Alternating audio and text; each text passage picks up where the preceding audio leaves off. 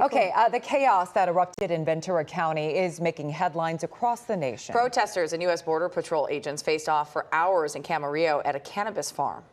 We're going to identify him with his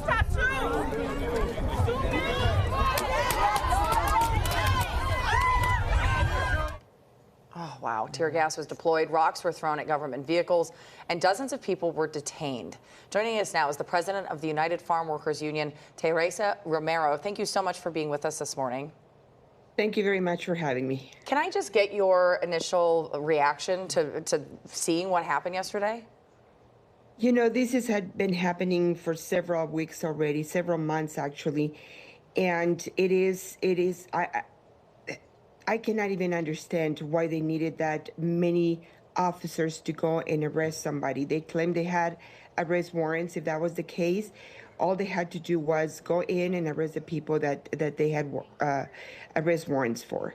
And you know, we're a nonviolent organization. We would ask people not to be aggressive, not to be violent. They have the right to protest, but they need to do it peacefully. Yeah, absolutely. Teresa, what effects are you seeing across the farm worker community since the raid started? You know, it is devastating. It's devastating families. I hear from farm workers that tell me that in the previous Trump administration, they felt that they worry about immigration, but now they have to tell the young children, who, by the way, are U.S. citizens, what they need to do if they don't come home. And we're talking about children as young as 5, 6, 7 years old. Now, what happened yesterday, apparently, we're still trying to get a lot more information, apparently was at a cannabis farm, but we need to understand that these affects every single farm worker, because right now, today, every farm worker is going to work terrified of not coming home. Are people still going to work, or are they staying home?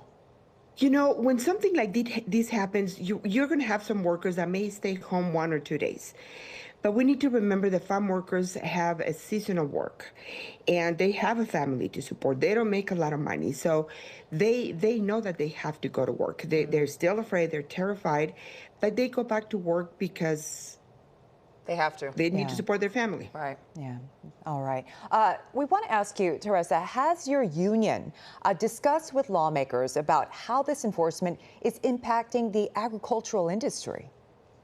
We have those who are open to talk to us. But let me tell you something. I know this workforce, I know it well. They're professionals. They've been working in agriculture for decades, some of them 40, 50 years.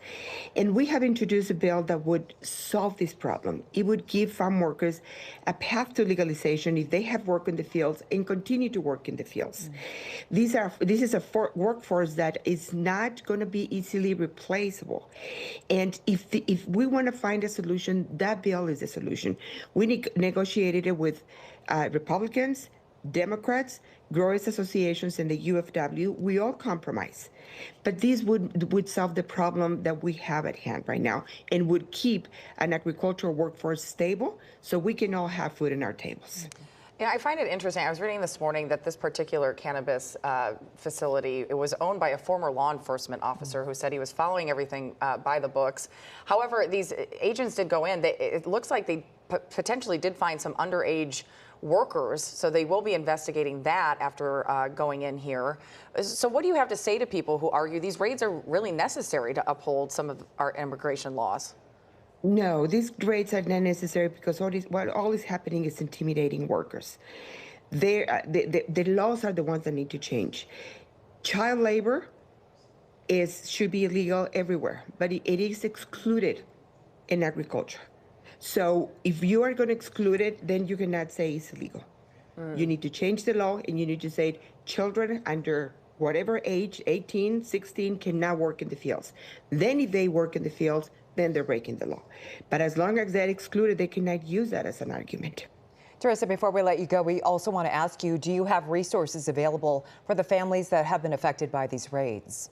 We have some resources available. We always try to go help them, talk to the family, find them an attorney. And this is something that we're going to continue to do. And we're raising the resources to be able to do this throughout the state, because California right now is being targeted.